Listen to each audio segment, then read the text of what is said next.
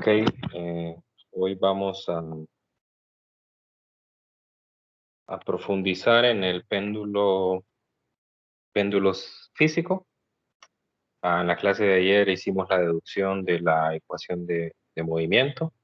Demostramos que para oscilaciones pequeñas el, el péndulo físico realiza un movimiento armónico simple. Definimos cuál era omega y el período. Y también adelantamos un poco de que en algunas ocasiones íbamos a trabajar con péndulos que tenían un solo componente y a veces con más de un componente. En esta, un componente y aquí varios componentes. Entonces, en cada caso, siempre se tiene que aplicar un teorema de ejes paralelos. Entonces, habrá un teorema de ejes paralelos por cada uno de los componentes. Entonces, en la ecuación, el I centro de masa I representa el I centro de masa de cada uno de los componentes y el D sub I representará la distancia al centro de masa del pivote al centro de masa de cada uno de los componentes. También, pues, en la ecuación aparece la D sin el subíndice I, como está aquí abajo. Entonces, en el caso de que sea un solo componente, la D de la primera ecuación del momento de inercia va a coincidir con la D que aparece en el período y en la frecuencia angular. Mientras que cuando hay varios componentes, en ese caso, la D, van a haber varias D, va a haber una D por cada uno de los componentes. Y no va a ser la misma que la D total del péndulo.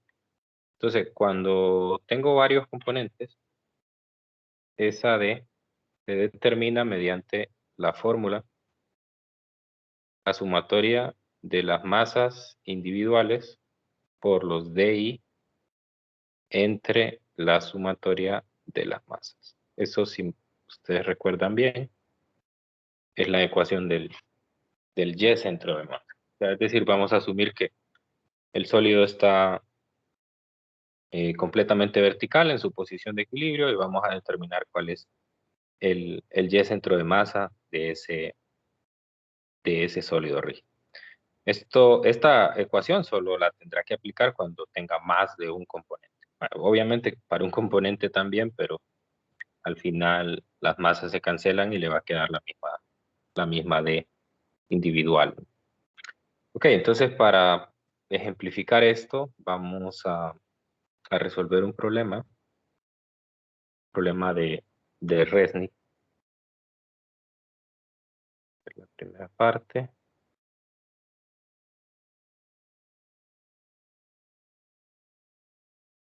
La primera parte el enunciado y la segunda parte trae la figura. Solo vamos a hacer el inciso A del problema, ya que el inciso B implica que usemos teorema de ejes perpendiculares y pues no me interesa evaluar eso en el examen, así que nos vamos a quedar únicamente con el inciso A. Ya si usted lo quiere hacer de forma individual, está muy bien.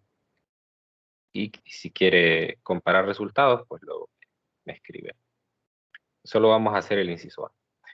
Entonces me dice, la figura 40 muestra un péndulo físico construido a partir de dos secciones de igual longitud de un mismo tubo. Entonces son idénticas, quiere decir que tienen los mismos radios, tienen las mismas masas. El radio interior del tubo del cual fueron hechas las dos secciones, es de 10.2 centímetros y el espesor de 6.4 milímetros. Inciso A, calcule el periodo de oscilación respecto al pivote mostrado. Muy bien, entonces, pues básicamente vamos a trabajar con esta figura. El pivote, pues lo puedo notar aquí. Lo que debo de hacer es calcular el periodo. Entonces vamos a colocar la fórmula primero para saber qué cosas son las que necesitamos. periodo para un péndulo físico.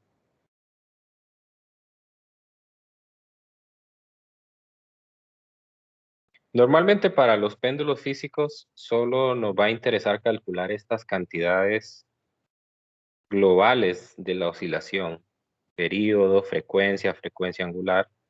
Casi nunca, pues muy raro encontrar un problema donde le pidan que determine, qué sé yo, energía, velocidad máxima, cosas de ese tipo, pues realmente que no se, no se hacen, pues bueno, quizá también porque el razonamiento es un poco diferente, hay que calcular en el caso de la velocidad máxima, pues en realidad ahí hay que hacerlo en base al centro de masa del objeto.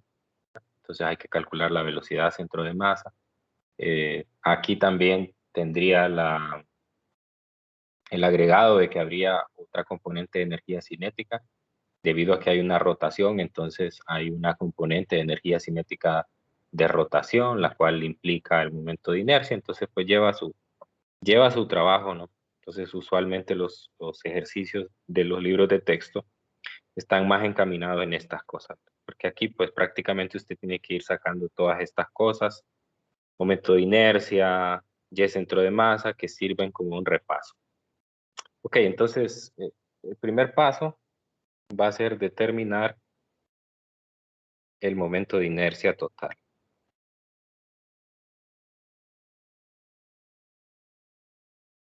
Como había mencionado antes, ese momento de inercia se determina como la sumatoria de los momentos de inercia de cada componente con un teorema de ejes paralelos para cada uno. Entonces, lo que voy a hacer es que le voy a llamar a este el cilindro 1 o cilindro 1 y a este el cilindro 2. De manera entonces que voy a tener cuatro componentes para la sumatoria de los momentos de inercia. Muy bien, entonces, otra cosa que tengo que ubicar es dónde están los centros de masa de cada uno. Para el primero, aquí está el centro de masa, y para el segundo, aquí está el centro de masa. Eso me va a permitir a mí encontrar las distancias D que están ahí en las fórmulas. Entonces, el momento de inercia será el I total, será el I centro de masa del primero más la masa del primero por la distancia d al cuadrado del primero. Todo esto tiene que ver con el cilindro 1. Esto será I1. Y luego tengo los otros dos términos del cilindro 2. El I centro de masa 2 más la masa del 2. Y esto representará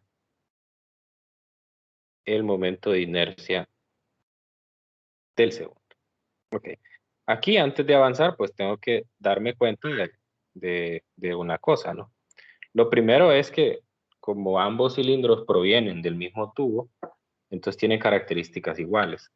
Por lo tanto, la masa del 1 es igual a la masa del 2 y la voy a denominar como una masa M. Y obviamente, el radio interior de uno, el radio interior de los dos es el mismo, igual que el radio exterior o el espesor. Esas cantidades son iguales. Entonces, tengo que irme a la tabla 9.2 del libro de texto, donde puedo encontrar el momento de inercia. Tabla 9.2, donde encuentro los momentos de inercia de diversos cuerpos. Entonces, ahí aparece el, el número E, o el que está denominado como E, cilindro hueco de pared gruesa. Ese es el que corresponde. Hay tres cilindros diferentes. Está el cilindro sólido, este no es un cilindro sólido. Y este el otro que es el cilindro hueco de pared delgada. cuando se habla del de pared delgada, se desprecia el espesor del cilindro, ¿no? Entonces, en este caso no se desprecia porque, pues, prácticamente por eso me están dando el espesor. Entonces, si yo leo SI centro de masa, es 1/2 de la masa por los radios, o la suma de los radios al cuadrado. Voy a usar otra notación, no la misma que aparece en la tabla, pero identifican las mismas cantidades. M minúscula es la masa del cilindro, RI es el radio interior y RE es el radio exterior. Entonces, pues obviamente también, como yo ya sé cuál es el I centro de masa, como son idénticos, tanto la masa como sus radios, entonces también puedo decir que el I centro de masa del 1 es el I centro de masa del 2. De manera que al sustituir el momento de inercia total, me va a quedar 2 veces, voy a sumar los I centro de masa 1, I centro de masa 2, por 1/2 de la masa RI al cuadrado, R exterior al cuadrado, más el segundo y el cuarto término. Si se fijan en el segundo y el cuarto término, aparece la masa. Así que se puede sacar como un factor común. Y luego voy a tener la suma del D1 al cuadrado más el D2 al cuadrado dentro del paréntesis. Entonces mi siguiente tarea es identificar quién es D1, quién es D1 y quién es D2. Entonces recuerde que los D es la distancia que hay desde el centro de masa del componente hasta el pivote. Vamos a trazar aquí una línea punteada.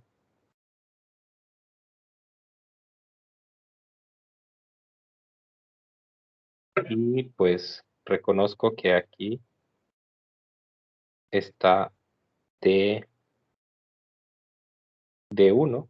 y D1, si notan, es exactamente igual al radio interior. Y acá puedo ver que el D2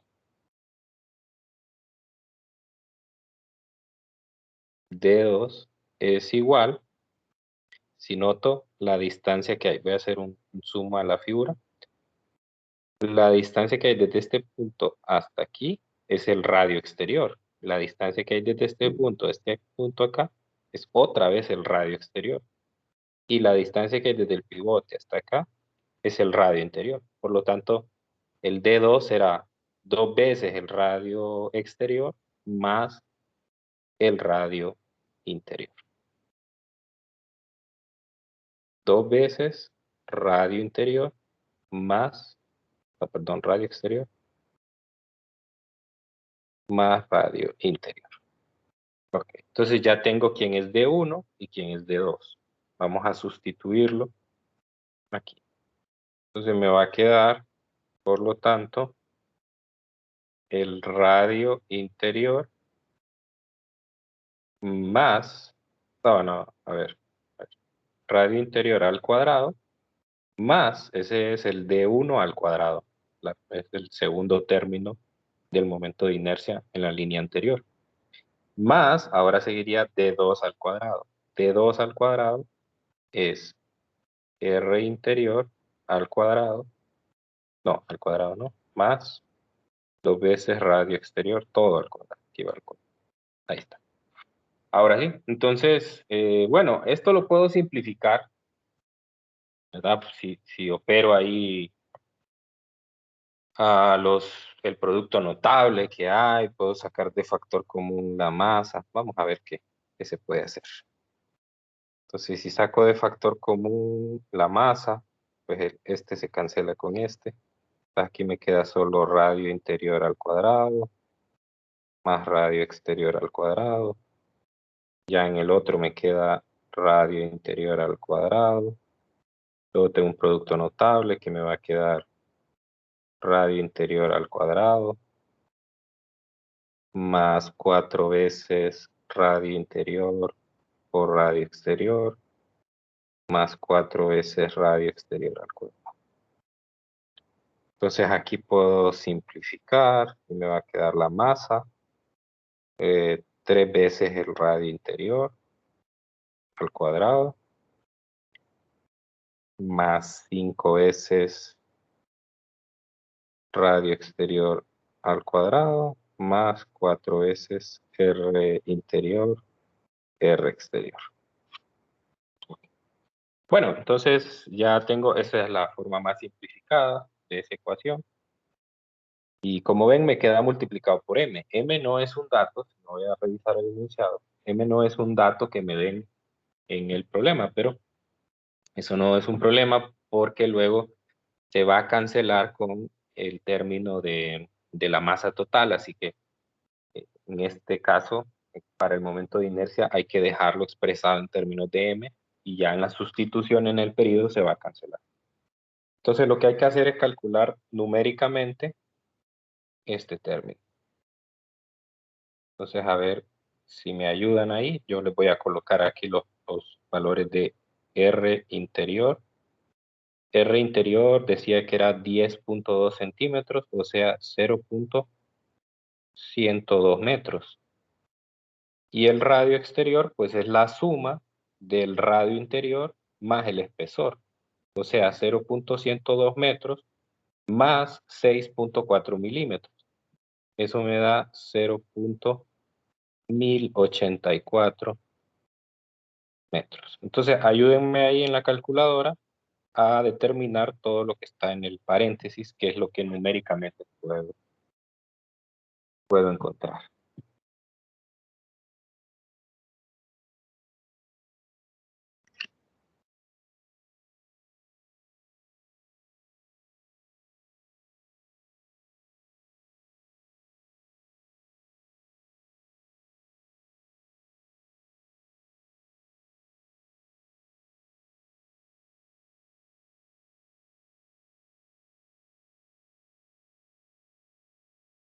A mí, a mí me da 0.1342. Sí, correcto. A mí también. A ver, ¿alguien más que lo confirme? Confirmo. A mí también. Muy bien, gracias. 0.1342 multiplicado por m. Voy a poner en otro color las unidades.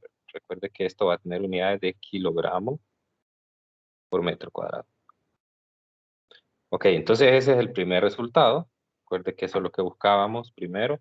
Después sigue la masa. Siempre recuerden que me pueden interrumpir si tienen alguna pregunta. No la dejen hasta el final.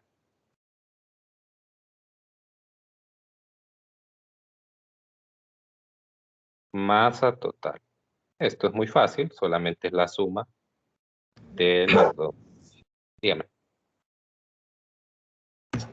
¿Podría repetir sobre cómo sacó los radio interior y radio exterior? Que eso me confundió un poco. Bueno, los radios están en...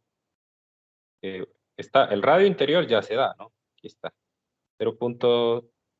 Bueno, 10.2 centímetros, o sea, 0.102 metros.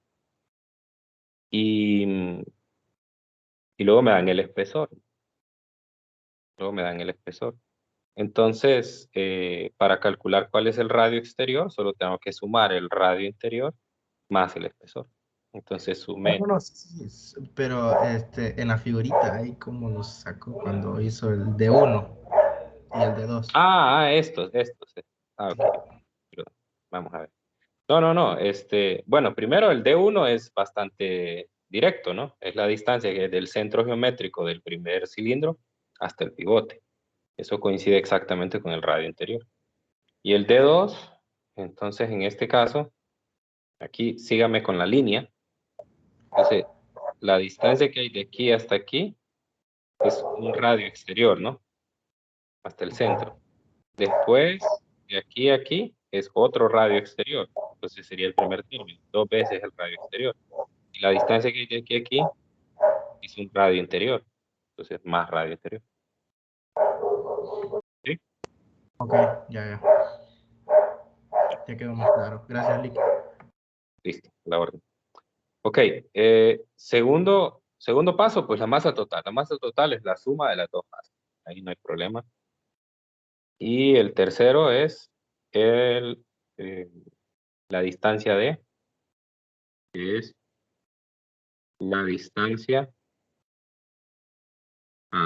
¿Cómo le llama el libro? Déjenme ver en otro ejercicio. A veces se me olvida cómo le llaman a esa distancia. Porque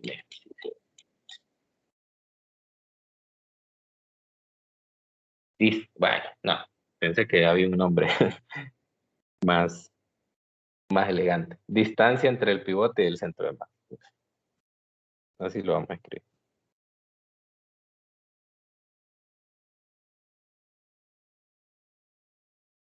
Que realmente lo que es el Y centro de masa. Entonces, pues vamos a usar la fórmula. Y centro de masa es igual a D. Y como dijimos, es la sumatoria desde I1 hasta N. En este caso tengo dos componentes, por lo tanto van a haber dos términos en la suma de la masa por el de I entre la sumatoria desde I1 hasta N. Hay dos masas. Entonces me va a quedar la masa 1, que es la masa M, así la definí, por el D1, pero el D1 ya habíamos dicho que era el radio interior, más la masa por el D2. El D2 acabo de demostrar que era R interior más 2 veces el radio exterior, entre 2 veces la masa. Esto se puede simplificar también. Puedo ver que sumo término MRI con MRI, 2 veces MRI, más 2 veces MRE. Y abajo me aparece 2M. Puedo cancelar factor común 2M. Y al final solo queda la suma del radio interior más el radio exterior. Eso quiere decir que, pues lo obvio, ¿verdad? Lo obvio, por la simetría que hay aquí,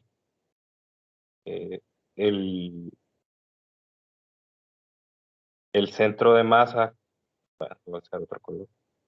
El centro de masa de todo el péndulo está aquí, ¿verdad? Centro de masa total, puedo decirle. Es lo que se espera, ¿no? Porque ese es el centro geométrico, que es la suma de un radio interior, que es todo esto, más la suma de un radio exterior. Entonces, ahí sería. Ok, entonces vamos a hacer el cálculo. Ya teníamos esos radios, uno es 0.102, hay que sumar ahí una calculadora. 0.102 metros más 0.1084 metros.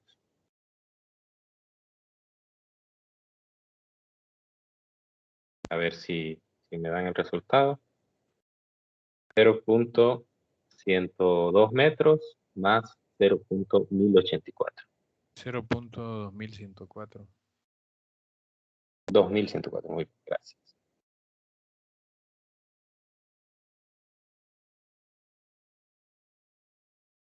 Dos mil ciento cuatro. Y había puesto las unidades en metros, en rojo, metro. Ok, ya tengo las dos cantidades. Tengo momento de inercia, las tres, masa total y distancia. Ahora, pues me queda nada más sustituir. Y entonces el periodo va a ser 2pi por la raíz de 2m. 2m está en kilogramos, es la masa total. 2m por 9.8 metros por segundo cuadrado por, poner esto en rojo también, 0.2104 y en el numerador 1342 por m. Entonces, esto está en kilogramos por metro cuadrado, esto está en metros por segundo cuadrado y esto está en metros. De manera entonces que al cancelar me va a quedar aquí kilogramos se va con kilogramos, metros cuadrados con metro cuadrado y me queda solamente segundo al cuadrado, que al sacar la raíz queda segundo. ¿Cuánto da eso? Obviamente también se cancela la m. 1.13. 1.13. 1.13.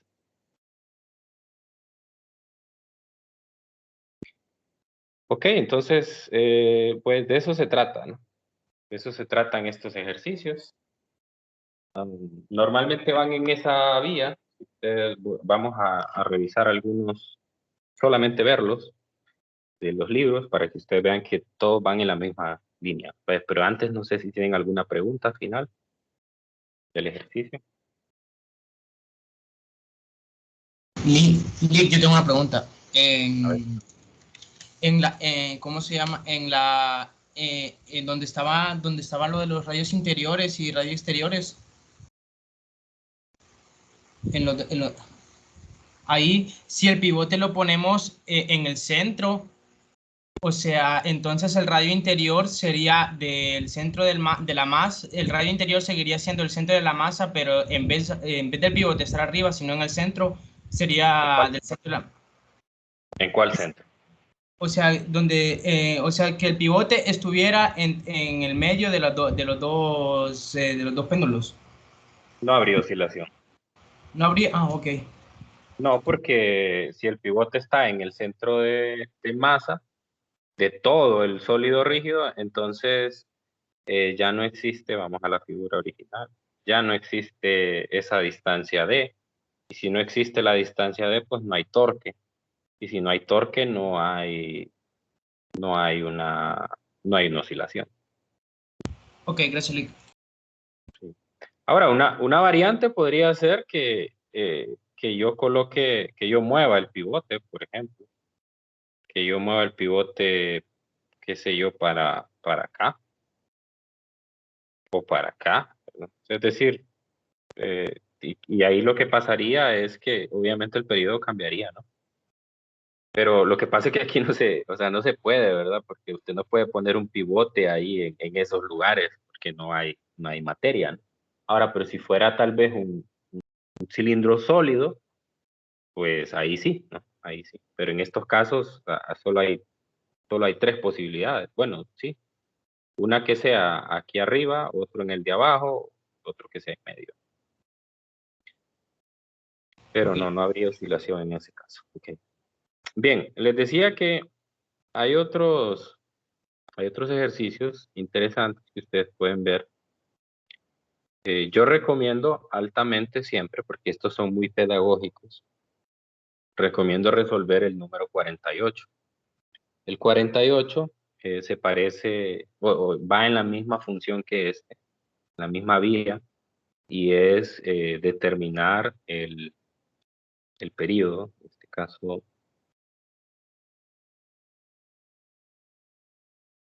aquí está, también calcular el periodo, es el número 48. Entonces, en este problema lo que usted tiene es una barra uniforme, y tiene un disco uniforme también. Y lo mismo, ¿verdad? Tiene que ir, aquí está más guiado incluso, calcule la inercia rotatoria respecto al pivote. Luego, cuál es la distancia entre el pivote y el centro de masa. Entonces, lo mismo. Aquí tiene todos los datos, así que se trata de lo mismo, ¿no? Así que lo recomiendo para que practique. Si algún paso de los que hicimos hoy no le quedó tan claro, el mejor problema que le puedo sugerir para reforzarlo es este. Luego hay otros, por ejemplo el 45, este es más sencillo porque este solo tiene un componente, solo es un disco sólido, entonces más sencillo porque básicamente solo hay un componente, entonces a la hora de resolverlo pues, va a ser muy fácil. Hay otro por ahí, déjenme ubicar aquí en mis apuntes qué número es, no recuerdo exactamente el número.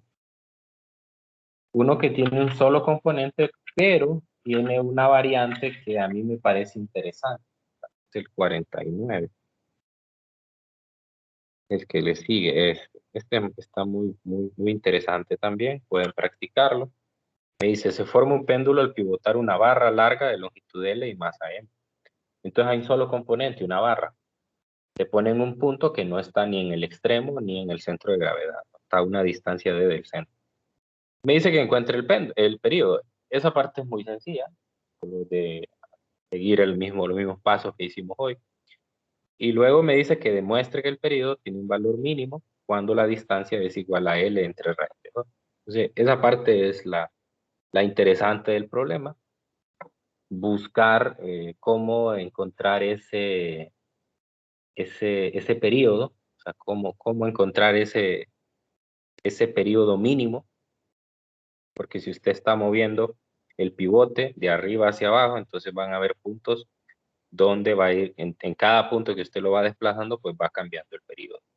Entonces ahí la relación no es una relación lineal, o sea, es decir, no es que va aumentando a medida que lo sube o va disminuyendo a medida que lo baja, cosas de ese tipo, no es tan directa. Entonces, les recomiendo este también para que lo hagan. Ya ustedes decidirán si toman mi recomendación y si tienen alguna pregunta con uno de ellos, pues ustedes me escriben y con gusto yo les apoyo. En el libro de texto hay otros también que están interesantes. Está este, que es el de las dos varillas delgadas. Están dos varillas que están unidas en forma de L y lo mismo, pues se ponen a oscilar y hay que hacer otra vez todo el trabajo, en este caso calcular la frecuencia. Hay otro similar a este y es uno donde hay un marco. Es este, el 79. Es un marco cuadrado y lo mismo, hay que hacer todo. Aquí hay 4 componentes, pero la ventaja cuando los componentes son idénticos es que pues normalmente muchas de las cantidades se van a ir sumando y van a quedar más sencillas las expresiones. Entonces, ahí tienen suficientes problemas para practicar el péndulo físico. Okay. Bien, hoy en segundo lugar, bueno, ya prácticamente, o bueno, ya terminamos el contenido del capítulo 14. Entonces corresponde hacer un repaso. Corresponde hacer un repaso de las principales ideas, pero para eso pues vamos a usar un ejercicio, el del Resnick. Voy a ver si me queda tiempo de terminarlo hoy, si no, pues mañana lo seguimos. Normalmente los problemas de objetivos avanzados, casi todos los problemas que hemos hecho hasta ahora son problemas de objetivos mínimos.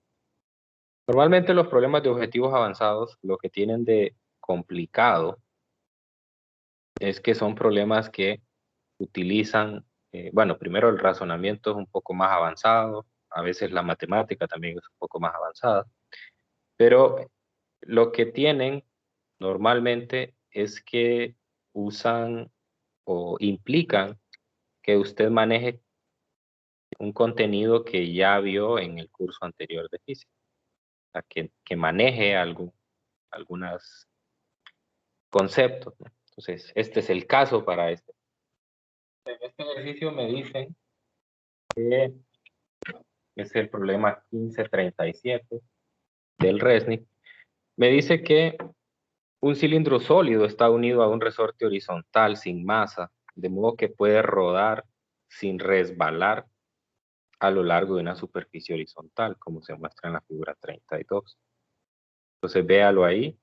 Es un cilindro, pues asumimos que hay un eje dentro del cilindro y sobre ese eje se conecta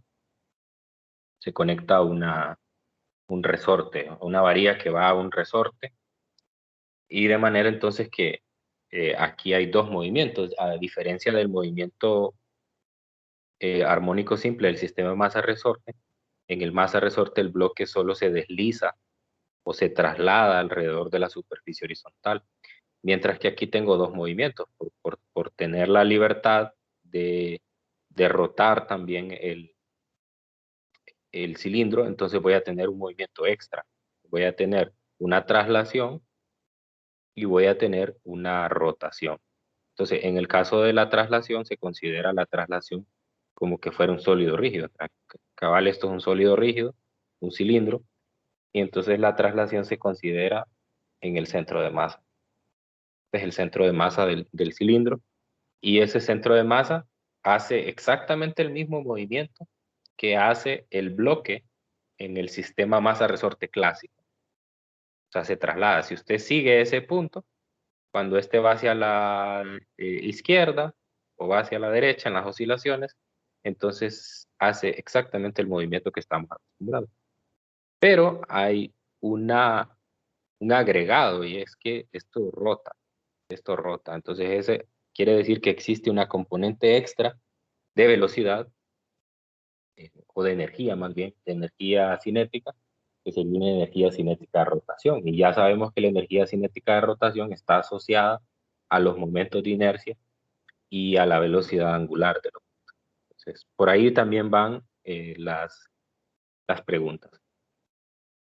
Entonces me dice que rueda sin resbalar a lo largo de la superficie horizontal y la constante de fuerza acá es de 2.94 newtons por centímetro. Si el sistema parte del reposo desde una posición en la que el resorte está estirado 23.4 centímetros, o sea, lo que se hace es que se estira y a los 23.4 centímetros se suelta. Eso me define aquí una referencia. Entonces me va a definir aquí negativo de amplitud, positivo, está muy lejos. Más o menos así, positivo de amplitud, un punto de equilibrio. Entonces lo que me está diciendo es que considere que, no, al contrario, ¿no? Sería aquí más y aquí menos. Porque me dice, si el sistema parte del reposo desde una posición en que el resorte está estirado 23.9 centímetros, entonces cuando lo estiro, ahí defino la amplitud. Entonces voy a hacer que la amplitud a la izquierda sea positiva y a la derecha sea negativa, lo opuesto a lo que estamos acostumbrados, ¿verdad? Porque normalmente la negativa está del lado izquierdo y la positiva del lado derecho. Siempre hay que hacer eso. Siempre hay que hacer de manera que, bueno, no siempre, ¿verdad?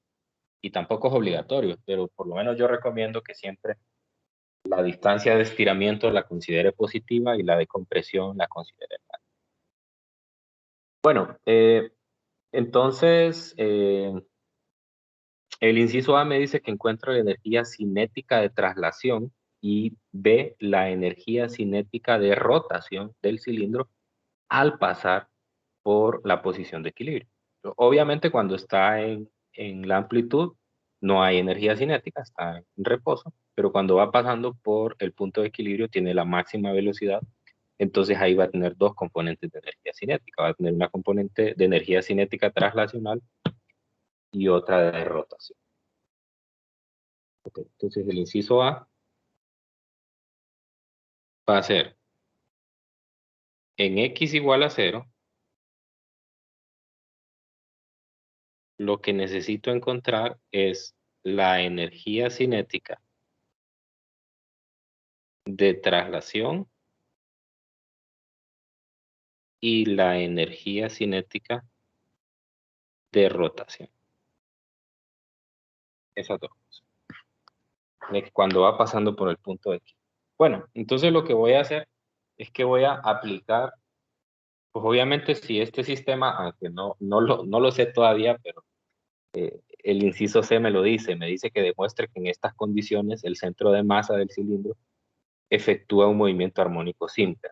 Entonces, si efectúa un movimiento armónico simple, pues hay conservación de energía. Hay conservación de energía para el centro de masa del objeto.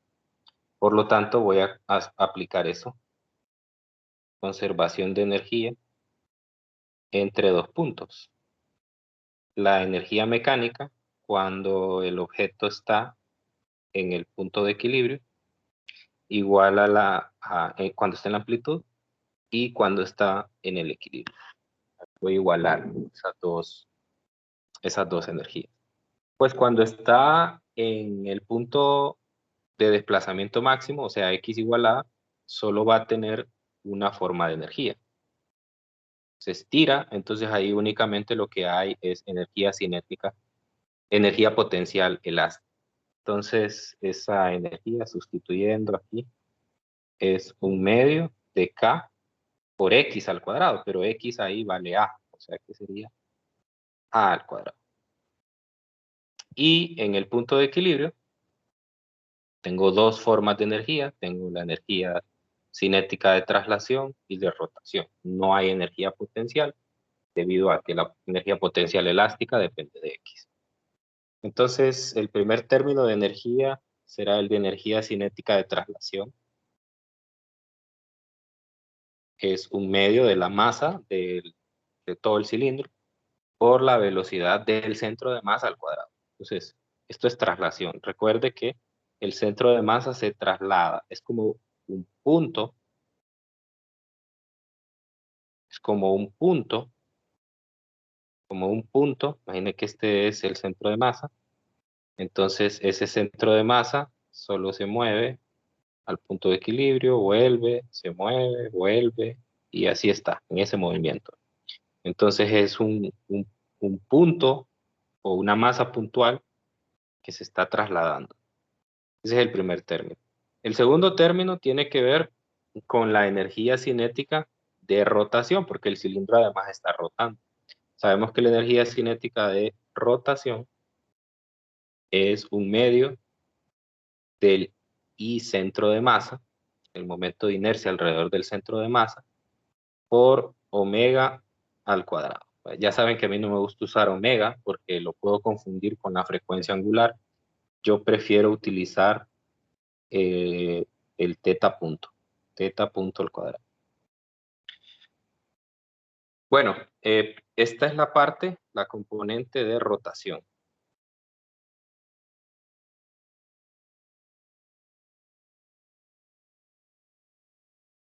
Energía cinética rotación. Bueno, entonces lo que me están pidiendo en el inciso A es que encuentre la energía cinética de traslación, o sea, esta parte. Entonces lo que tengo que hacer es, pues, despejar para esa cantidad. Así que sería un medio de la masa por la velocidad del centro de masa al cuadrado. Y aquí quedaría un medio de K por A cuadrado menos un medio de I centro de masa teta punto al cuadrado. Con el primer término no tengo problema porque el problema ya me da, el enunciado ya me da tanto la constante del resorte como la amplitud. Entonces ahí no hay problema, eso se puede determinar. Con el que tengo problemas con el segundo, particularmente con la velocidad, ¿no? Esa no la conozco, pero bueno, yo sé que hay una relación directamente entre la velocidad del centro de masa y esta velocidad. Entonces sustituyo o copio la primera. Ahora el I centro de masa, siempre me voy a la tabla, ¿verdad? La tabla 9.2, donde están los momentos de inercia. Y este es un cilindro sólido que está rotando alrededor de su centro. Y para este, el I centro de masa es un medio de la masa por el radio al cuadrado. Y teta punto, o quizá lo pueda decir como omega, que normalmente se le llama así en los textos, es la velocidad traslacional, o sea, la del centro de masa, dividida entre el radio. Entonces quedaría aquí de centro de masa entre R al cuadrado. Ok, vamos a ver. Aquí quizás me convenga, bueno, no me conviene hacer el despeje porque si ven me aparece también la velocidad del centro de masa, me aparece a la derecha. Entonces lo que voy a hacer más bien es simplificarlas y después quizá multiplicar y dividir por un 2 para que me vaya a quedar el 1/2. Bueno, entonces me queda 1/2 de mb centro de masa cuadrado, y todo esto que está al lado derecho me quedaría 1/4, voy a pasar a sumar al otro lado, mejor, 1/4 de m por b centro de masa cuadrado, que los radios se cancelan, radio cuadrado, y del otro lado me queda 1k al cuadrado. Entonces si sumo un medio más 1/4, me queda 3/4. 3/4 de mb al cuadrado, 1/2 de k por al cuadrado. Entonces yo lo que ando buscando es la energía cinética de traslación. La energía cinética de traslación es 1/2 de m al cuadrado, ¿no? Entonces, para conseguir eso, lo que tengo que hacer es separar este 3/4, el 3/4 que está aquí, puedo escribir como 3, 2, entre 2 por 2, ¿no? Dejo el, a ver, 3 por 2. Sí, 3, ajá.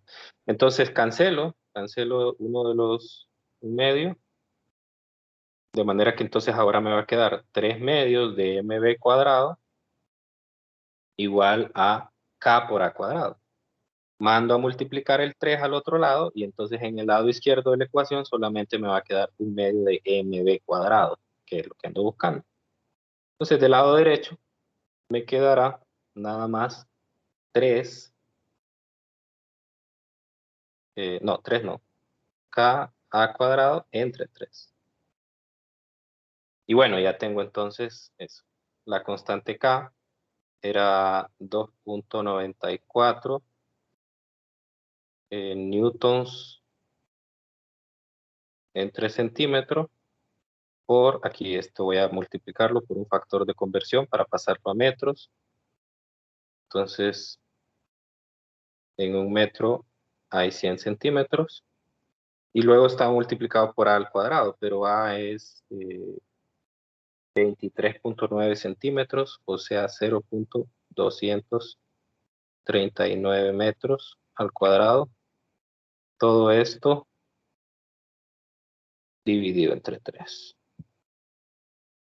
A ver si me ayudan con el cálculo. A mí me dio 5.59 joules.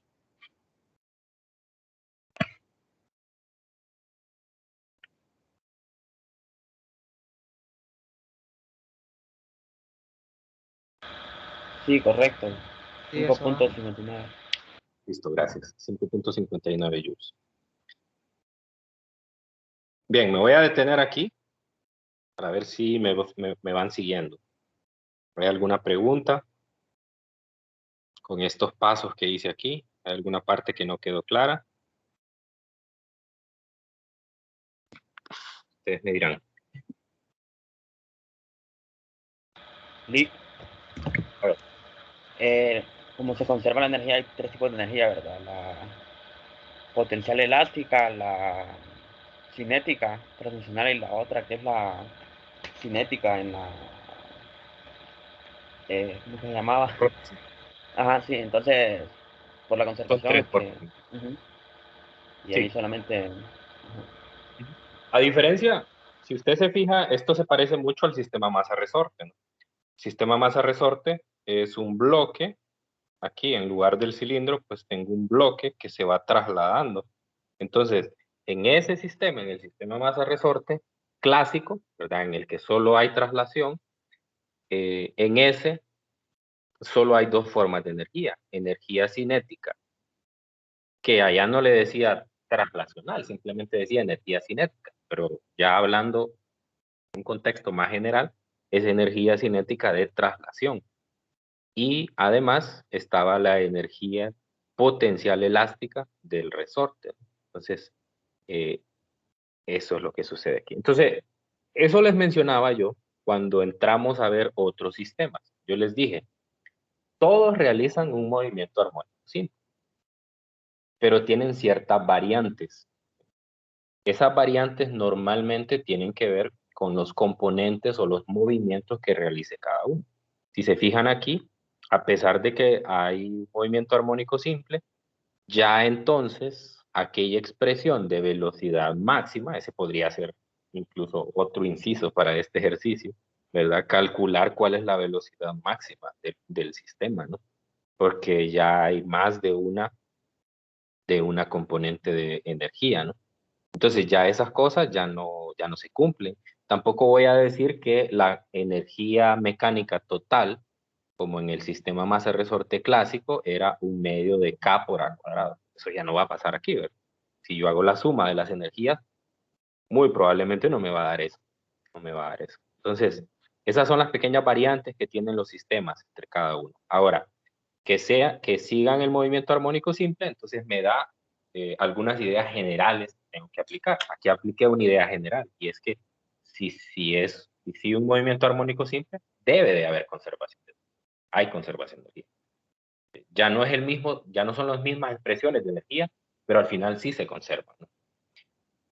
¿Ok? ¿Estamos bien ahí? Sí, gracias. ¿Alguien más que tenga alguna pregunta?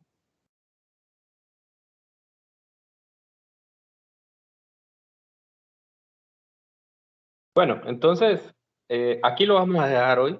Nos falta el inciso B, nos falta el inciso C, eso lo vamos a completar el día de mañana. Igual, si ustedes quieren ir adelantando, ¿verdad? Si ustedes tienen ya una noción de cómo hacer el inciso B y el C, pues me gustaría que lo intentaran hacer para el día de mañana y así pues ya van practicando. En el caso del inciso B me dice que encuentra la energía cinética de rotación del cilindro. Entonces, en este caso ahora el término que busco es este. Este es el que ando buscando. Entonces lo que tengo que hacer es despejar ahora para eso.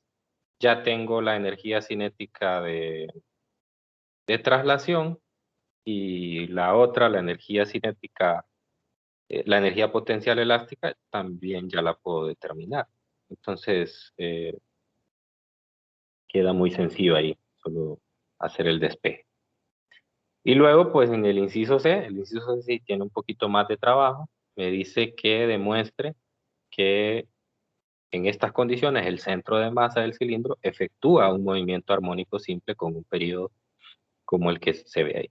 Entonces, en ese caso lo que hay que hacer es siempre usar la conservación de energía y buscar aquella forma que nosotros vimos, que era que la segunda derivada de x con respecto a t es menos omega por x, es menos omega cuadrado. Entonces, a partir de la conservación de energía, ver cómo puedo llegar a este ecuación. Entonces, piénsenlo y si tienen alguna idea, mañana al iniciar la clase, antes de seguir resolviendo este problema, entonces mañana lo discutimos y ustedes me dicen qué pensaron, yo les confirmo si está correcto. Si hay un error, yo les apunto el por qué no puede ser de esa manera. Entonces les invito a que lo continúen resolviendo ustedes y mañana lo revisamos. Bueno, entonces aquí nos quedamos hoy. Nos vemos mañana. Mañana seguimos con el repaso. Recuerden que el viernes tenemos clase. Según lo que corresponde, el viernes les había dicho que iba a hacer el repaso, ¿no? Pero preferí mejor hacer el repaso mañana para no interrumpir, porque correspondía que mañana empezara el capítulo 15. Y si empiezo el capítulo 15, entonces voy a interrumpir la secuencia que tenemos. Entonces mejor mañana hago el repaso y el viernes empiezo el contenido del capítulo 15. Así cerramos ese ciclo. De todos modos, el viernes cerramos este ciclo, ¿no? El viernes tenemos que entregar tarea y hay control de lectura.